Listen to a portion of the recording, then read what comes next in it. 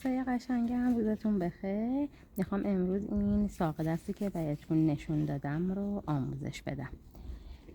البته این ساق دست رو میتونید در جاهای دیگه، مثلا برای بافت دامن هم ازش استفاده کنید، برای یقه‌های رینگی هم میتونید استفاده کنید. مثلا دور گردن رو اندازه میگیرید، زنجیره میندازین و این بافت رو میبافین، و برای دامن هم دور کمر رو اندازه میگیرید و به تعدادش زنجیره میندازین.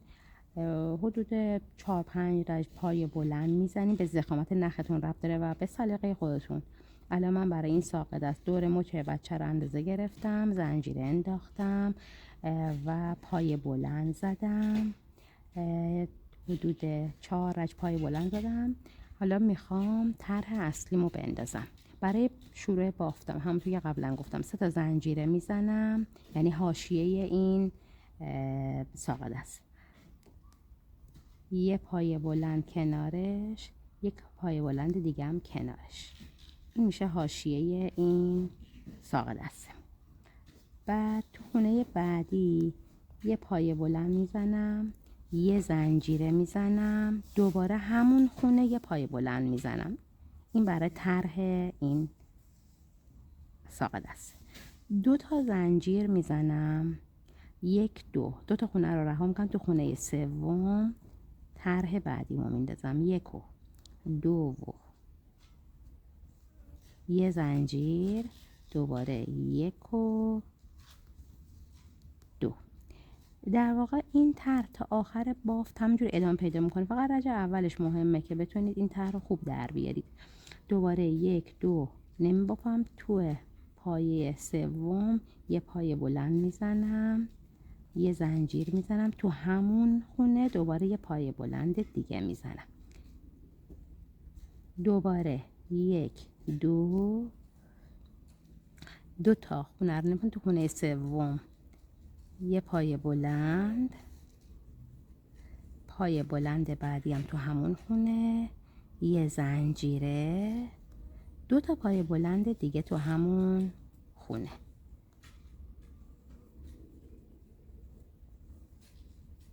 دوباره 2 تا زنجیر، 1-2 تو خونه سوم یه پای بلند، یه زنجیره، تو همونجا دوباره یه زنجیره و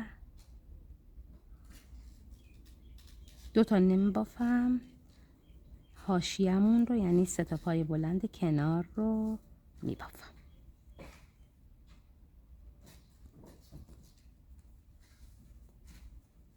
برای رج بعد دوباره همونطور که گفتم 3 تا زنجیر میزنم، عین رج قبلی می بافم، یعنی 3 تا حاشیه رو می بافم. 2 تا زنجیره میزنم، تو همون خونه 2 تا پای بلند یه جا میزنم،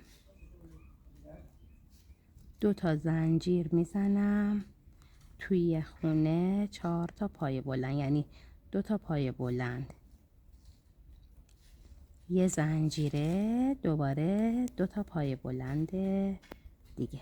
این کار رو انقدر انجام میدیم تا روی دست بچه رو بپوشونه. تقریبا 5-6 رج این گل، بستگی به ضخامت کاموام البته داره دیگه، میبافیم و بعد هم کورش میکنیم و طرز بافت کنارش هم بهتون یاد میدم که جای شست رو خالی بذارین و بقیه دست ها از زیر این بافت خارج میشه. یعنی فقط یه سوراخ باید بذاریم به اندازه اینکه شست از اون سوراخ خارج بشه. یه کار ساده و راحت و بسیار زیبا. دوستای قشنگم لطفا ما رو حمایت کنین و اگه سوال داشتین برامون کامنت بذارین که ما پاسخگو باشیم. زنگوله رو هم فعال کنین تا کارهای جدیدمون براتون ارسال بشه. دوستتون دارم. همونطور که میبینید من این ساق دست رو بافتم. 4 رج بالاشو که برای مچش بود بافتم، 4 رجم برای این طرح که روی دست تا روی انگشتا رو بگیره بافتم. حالا میخوام کورش کنم. با همین قلاب کورش میکنم. حدود 4-5 سانت کور میکنم.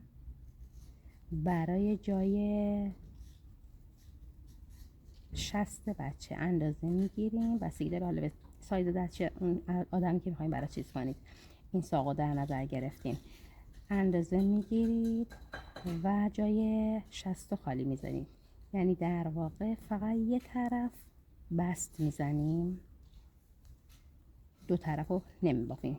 اولش من دو طرف رو بافتم به اندازه شست بچه 2 سانت، فقط یه طرف بست میزنم و بعد دوباره شروع میکنم به بست دو طرفه. یعنی هر دو لایه این ساق دست رو من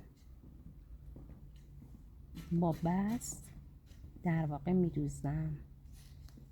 به این شیوه این کار رو کور میکنم و تموم میشه. جای شستش مشخصه، معلومه و این کار کور شد. این شد ساق دست تموم شده برای یک